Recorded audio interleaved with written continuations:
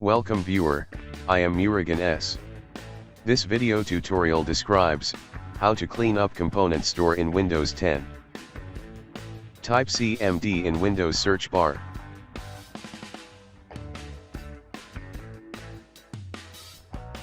Right-click Run as administrator. Click Yes to continue. Type command from description and paste it into command window.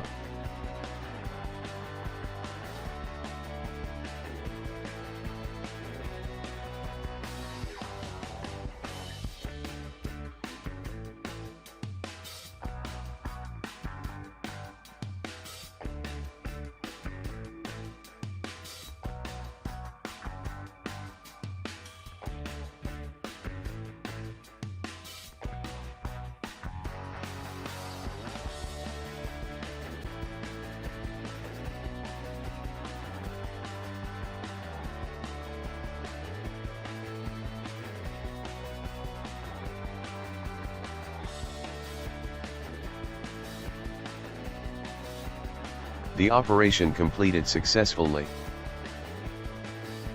Type exit to exit command prompt. Restart system.